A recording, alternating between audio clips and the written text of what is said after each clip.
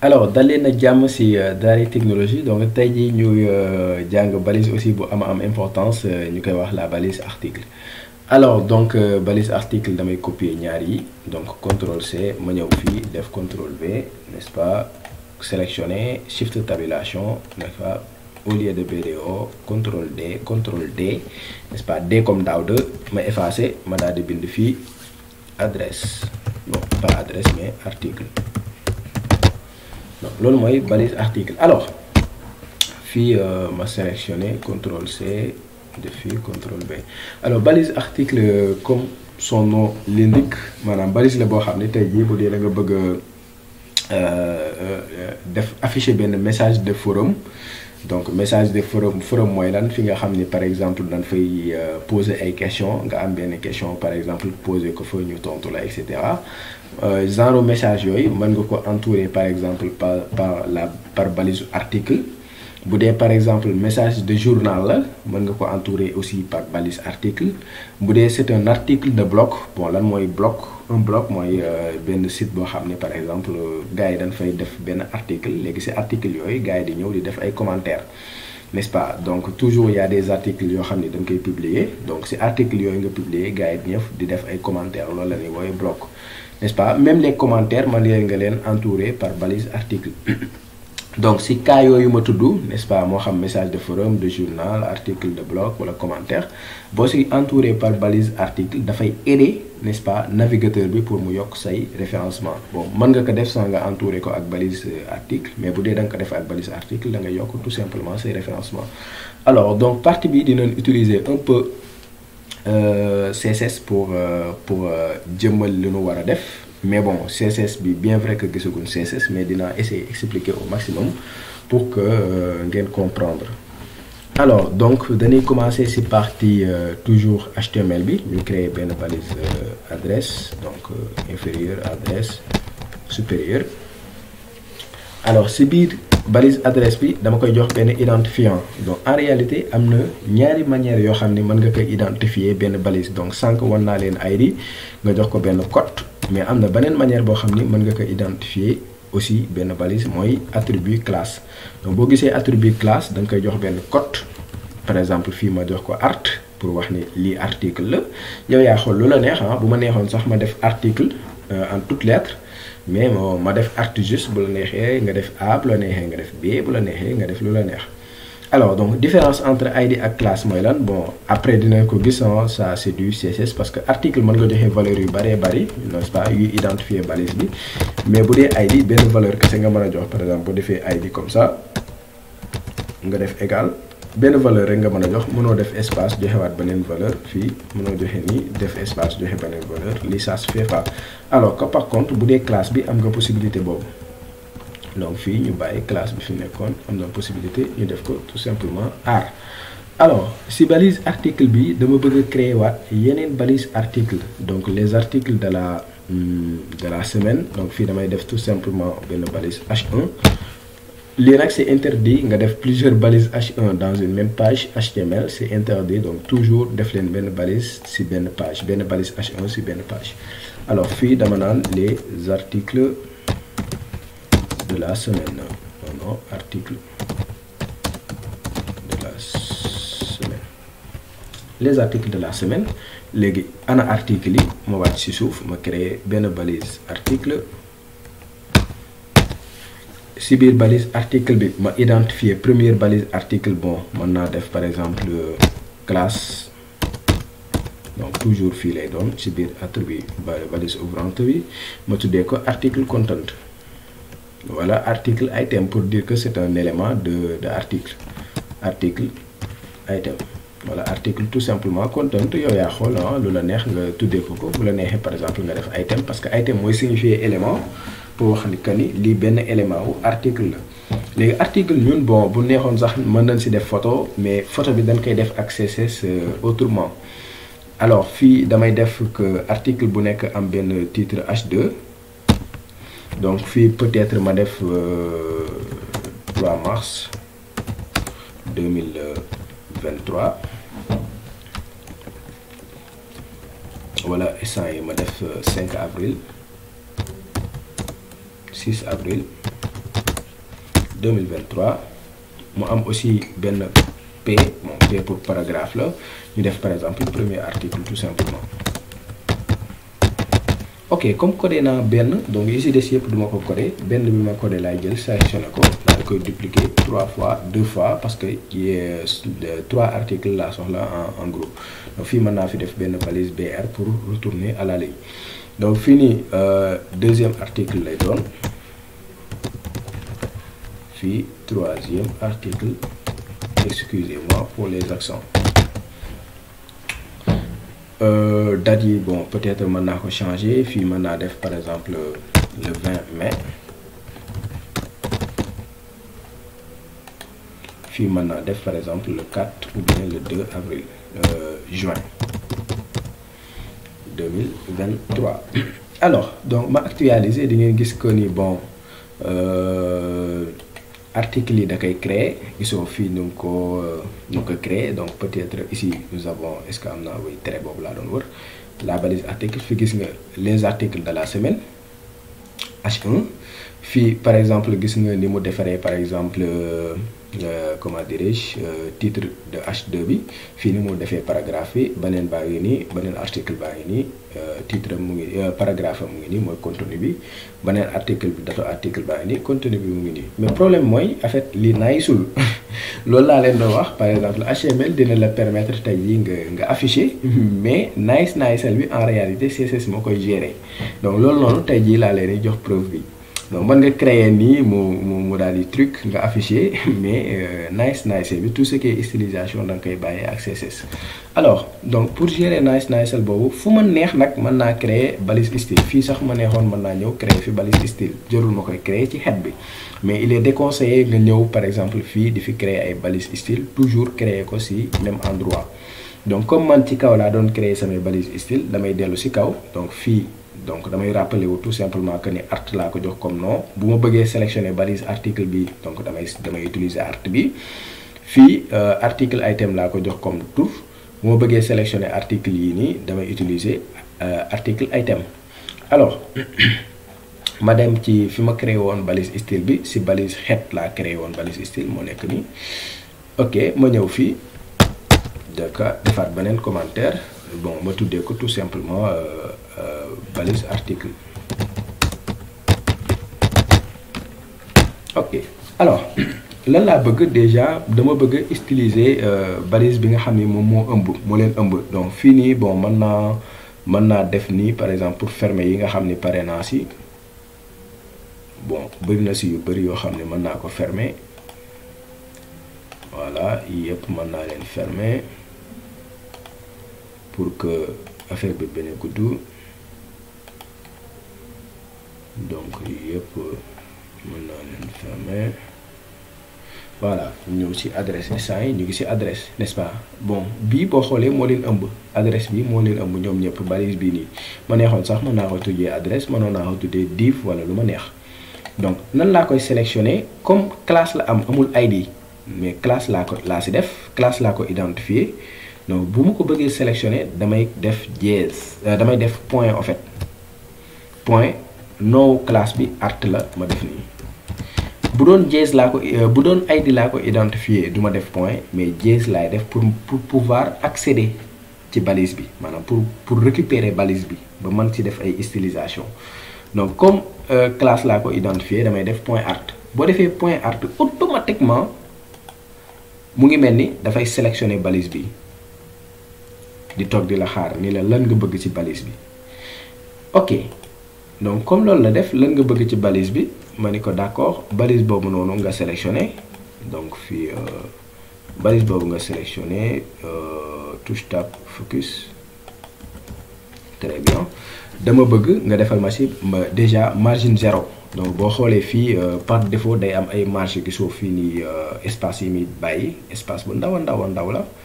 bon boo ko xoolee sax man nga ko bañ a gis bu baax. ma ni ko ici première chose mooy margin 0. bon bu ma neexoon ma def 0 pixel mais comme 0 la jarul ngay spécifier pixel bi. Donc encore une fois fii bu lee dafa compliqué si yéen c'est pas trop grave parce que yi may wax ni yëpp ay margin ay text decoration ay content yëpp étape par étape lañ koy jàng bu dee dem nañ ci partie bi ñuy wax CSS. bu ma actualiser n'est-ce pas margin 0 mu effacer marge yi. man ka d'accord bon ma neexee aussi ma def 0 pixel du si yàq dara ok ma ni ko en fait dama bëgg benn background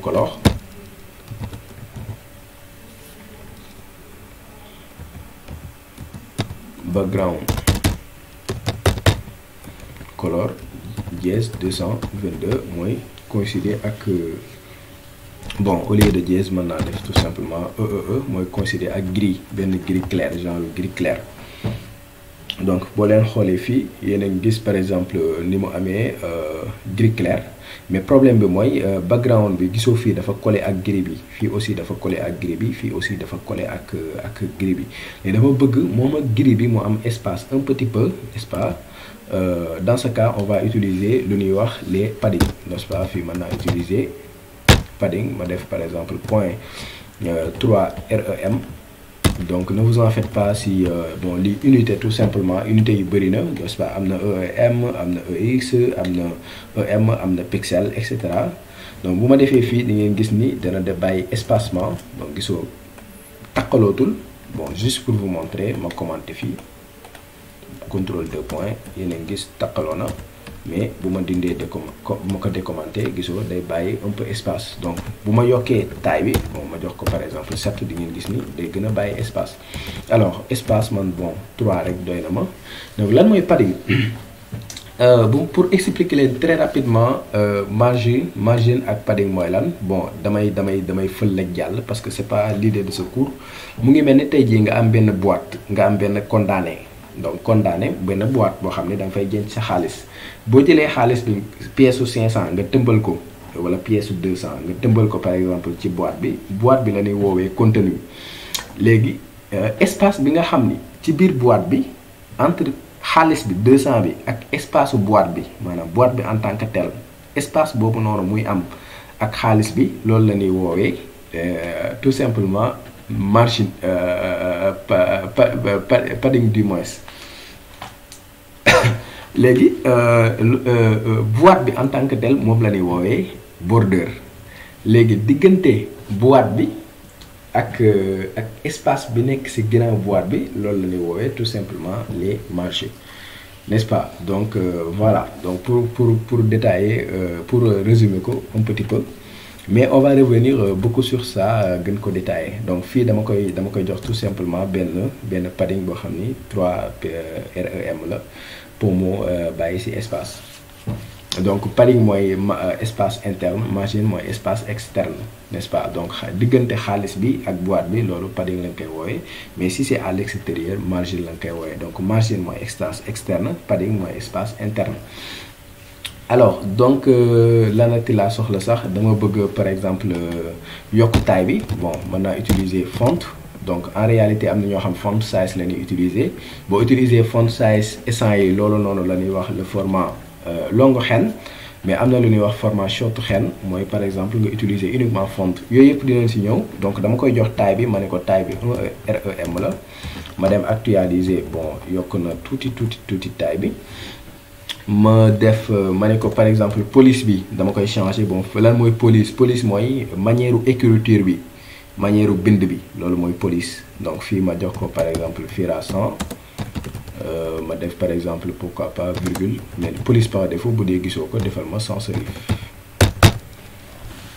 Voilà donc fii benn police laa koy jox ni ko defal ma police bi bu dee gisoo police boobu nga defal ma benn police par défaut sans serif. Ma actualiser gis ngeen façon bind mi changé na. Donc am na nag police yi yu bari des sites Dancing Script aussi police bu ma neex la. Dancing Script aussi police bu ma neex la, n'est-ce pas. Il y a plusieurs types de police. Time News Roman aussi New Roman police bu ma neex la aussi. Donc il y a plusieurs polices je pense que c'est News Roman. donc mais voilà, donc police yi après dinañ ci gën a yaatal, mais pour le moment on va utiliser tout simplement Fira 100. donc Arial Black aussi et cetera. Bon police yi moom après dinañ ko gën a yaatal. Bon fii loolu rek laa fi soxla ci balise bu mag bi, sélectionné naa ko, des naa ci modification yi ma bëgg et cetera. léegi dama bëgg maintenant article H1, bépp article H1 boo xam ni da nga ñëw avant art bi nga xam ne sélectionné naa ko. Bon pour revenir ci art, boo leen xoolee art du lenn lu dul balise adresse bi moo ëmb yëpp, n'est-ce pas.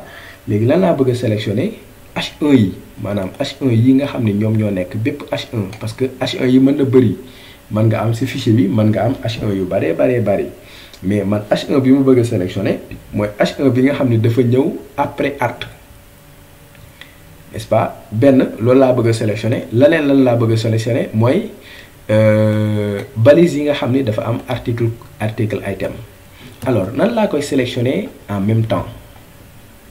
donc fii damay ñëw pour def benn sélection, donc point art ma ne ko donc supérieur H1, maanaam bépp balise H1 boo xam ni sa enfant direct la. supérieur bi lu muy signifier mooy H1 enfant directé wu par exemple balise bi nga xam ni dafa am classe bi nga xam ni valeur am art la.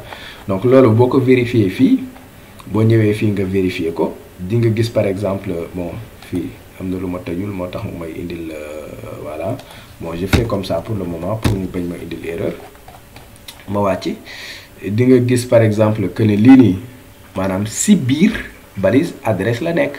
donc kon balise H1 balise enfant wu par exemple balise adresse bii la, kon mën nañu wax ne balise adresse bii mooy papa yi kii.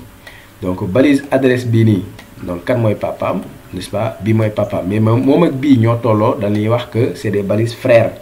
donc balise H2 bi kan mooy papaam, am na ay papa yu bari, donc kii papaam la par exemple, kii nii aussi papaam la. donc balise P bi aussi am na ay papa yu bari, kii papaam la, mais kii aussi papaam la. donc nan ngay xamee ba xam balise bi kan mooy papaam par exemple, bu ko ëmbee balise bi ëmb toujours mooy papa, ki nu ëmb moom mooy balise fils, n'est-ce pas. ñaari balises yi ñoo tolloo, donc dañuy wax ni c'est des balises frères. donc loolu aussi mën ngeen ko noter waale. donc tey jii supérieur bi ma def ci kaw, n'est-ce pas, mooy bépp balise boo xam ne dafa am attribut classe bi nga xam ne valeur am art la, te mu am enfant wu H1 sélectionnel ma ko, loolu laa def fii.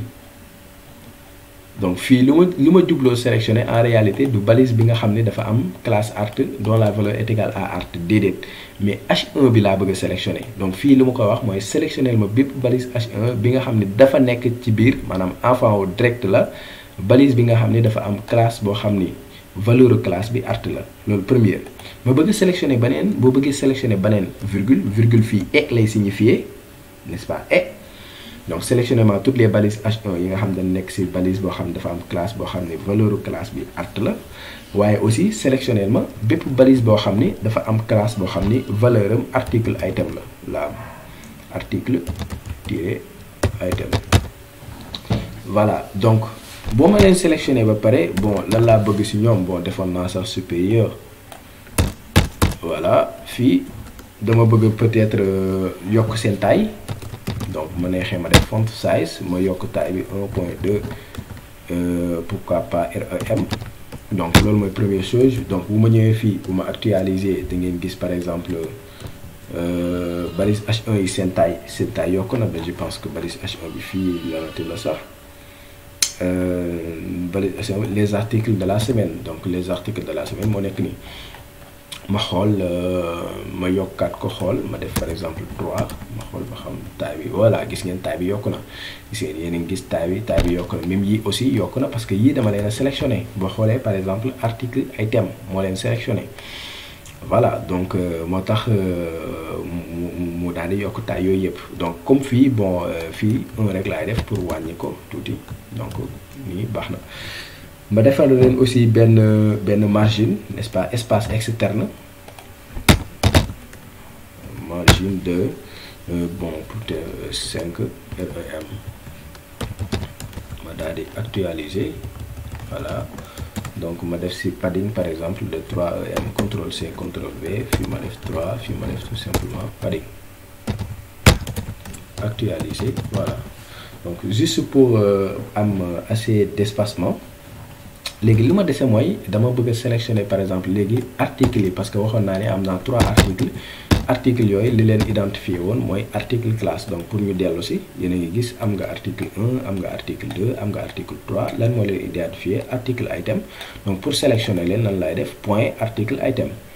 alors sélectionné naa leen ñoom ñëpp. léegi lan laa bëgg a def si ñoom dama bëgg par exemple tey jii ma def si benn background, n'est-ce pas, benn background maanaam loo xam ni da ngay am par exemple benn image à côté nga amaat fii beneen image à côté. bon fii est-ce que ngandul sax de trop, ma dézoomer encore. fii bu si nekk mu am par exemple benn image à côté, n'est-ce pas. ok, donc pour def loolu, donc fii damay def tout simplement background. bon fii sax est-ce que am naa image, donc right content mooy image bi utiliser le partie droite am. donc right waxoon naa leen mooy droite, n'est-ce pas, utiliser le partie droite tout simplement. oh bon en fait right content, bon excusez-moi, mooy image bi en fait def ko à droite par exemple de du contenu. par exemple au lieu nga koy def fii à gauche, bien positionner ko tout simplement à droite. donc fii mën nañ def yeneen mbir comme content box, n'est-ce pas, pour mu voilà dem ba ci contenu bi. mën nañ ci def aussi border box. bon tout ça ne vous en faites pas, dinañ ci gën a ñëw en détail. mën nañ def aussi no repeat pour que image bi bañ a répété wu nekk mosaïque. bon mën naa dellu à la ligne nga def fii URL. bon URL fii daf may laaj image bi fan la nekk, mais déjà amaguma image bi ma ci bëgg a def. mais pour le moment mën naa ko wax mu dem public, dem image, ma dem télécharger benn image. donc fan laay télécharger image, mën naa dem par exemple pexels.com. donc fii ay site la yoo xam ni daf lay permettre nga télécharger ay images gratuitement. alors donc damay rechercher tout simplement art. am na Pexels, am na Pixabay, am na Unsplash. donc par exemple bu la fii neexul, bu la neexee nga dem unsplash.com. même chose la fii aussi y a ay images avec de très bonne résolution yoo xam mën nga ko télécharger gratuitement. bu la neexee par exemple nga dem Pixabay,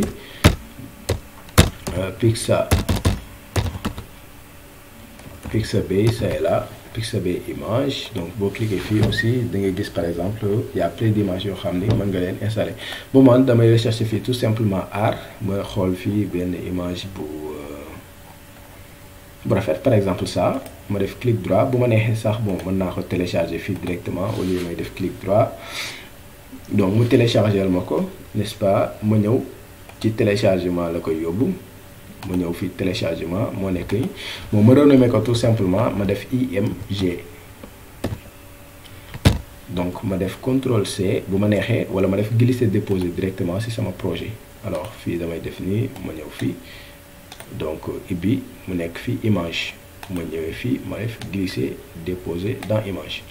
voilà donc image baa ngi nii img point F2 pour modifier ko. bon juste pour sélectionner CTRL A CTRL C. alors mu ñëw ci sama index.html ni ko boo demee maintenant ci dossier image di nga fa fekk donc image bu tudd img.jpg moom laa bëgg nga charger ma ko. alors donc en plus de cela, donc heure boo ma sélectionner article item defaral ma ci benn en fait background bi mu doon white. donc bu ma actualiser di ngeen gis ni apparence bi dina xaw a changer. actualiser et ici yaa ngi gis non seulement background bi def na ko mu weex, mais sama image fi ma wax mu defal ma ko à droite. donc le right là boo def fii boo fi defoon left, waxoon naa leen left moom mooy gauche. yéen a ngi gis après voilà image bi day dem à gauche. donc comme man bëgguma image bi dem à gauche, dama naan ko yóbbul ma image bi right, yóbbul ma ko à droite tout simplement. mu yóbbul image bi à droite. alors box content ak border content lan lay signifier. bon loolu pour ngeen gën a kaa xam, il faut que ma def par exemple benn bordure. par exemple supposons que ma def border un pixel. Bon fii toujours ne vous en faites pas, ma def solide, ma def black. Bon dama koy effacer waat sax parce que c'est pas l'idée. bu ma defee fii benn bordure di ngeen gis que par exemple image bi demul ba ci bordure bi, yeneen gis fii am na espace bu ndaw bu muy bàyyi. Bon en réalité bu ma effacer content box bi, ma effacer, bu ma actualiser, yéen gis image bi day yegg ba ci contenu bi. Donc content box mooy en réalité fii bon c'est juste pour mu bàyyi benn contenu, yem juste ci contenu bi au lieu muy dem par exemple ba ci bordure bi, etc. Donc content box ak border box aussi c'est juste un peu pour ça, pour organiser par exemple les bordures. boo xoolee fii par exemple bu ma dindee border box bi, donc image bu weex bi demul ba ci bordure bi, alors que bu ma bàyyee par exemple fii border box di nga gis ni par exemple weexaay bi day dem ba ci bordure bi. Donc c'est un peu ça les border box et les content box. Bon encore une fois c'est pas l'idée de cette vidéo, mais yooyu yëpp dinañ ci gën a ñëw en profondeur, en détail. Alors donc peut-être juste bon je pense que c'est ok, je pense que c'est bon hein. Voilà donc am nañ suñu article, liste des articles fii par exemple article image baa ngi nii, fii aussi article image baa ngi nii, mais je pense que H2 yi sax mënoon nañ modifier par exemple seen taille. Bon mais on peut laisser comme ça pour ne pas compliquer le vidéo bi, n'est-ce pas, mais H1 yi mënoon nañ bon fi ma actualiser mënoon nañ wàññi seen taille ba mu gën a ndaw, n'est-ce pas, pour que mu bañ a ngandal nii quoi. Bon je pense qu'on va terminer par ça juste pour le fun. Donc pour sélectionner nan laay def ba sélectionner, parce que lii boo xoolee H2 la, n'est-ce pas, lii boo xoolee mooy paragraphe yi nga xam ni moo nekk ci article item. Bon juste pour wan leen, bu ma wàccee ci article item boo gis am na H2, am na paragraphe, n'est-ce pas. Donc am na H2 am na paragraphe. Léegi dama ko bëgg a wax ni ko paragraphe ak H1 paragraphe ak H2 boo gis ci article item rek sélectionnel ma ko. Alors nan laa koy waxee loolu, donc fii damay ñëw ma def point article item, ma ne ko boo gisee par exemple ci biir article item H2 sélectionnel ma ko, virgule. boo gisee aussi article item boo fa gisee ci biiram benn paragraphe P, sélectionnel ma ko, donc fii ma def tout simplement ça. Alors boo ma ko sélectionné ba pare, donc dama bëgg a wàññi seen taille parce que dafa gudd, pour wàññi taille bi c'est font size, donc ma def ko 1 rem. donc ginnaaw loolu aussi dama leen di defal benn margin, bon peut-être point de rem tout simplement, ma actualiser mu wàññi taille bi. Voilà, on a quelque chose de beaucoup plus petit, n'est-ce pas, beaucoup plus joli aussi, et voilà. Donc gis ngeen ni mu rafetee. Avec CSS on peut faire des choses extraordinaires. Donc je pense que convaincre naa leen que ni CSS mooy gérer tout ce qui est stylisation, et que HTML day affiché rek. Gis ngeen bu njëkk ni menoon ak léegi ni mu rafetee. Donc voilà, donc on va s'arrêter là. Je pense que vidéo bi déjà gudd na, donc ñu jox leen rendez-vous ci beneen vidéo ñu jàng la balise acide.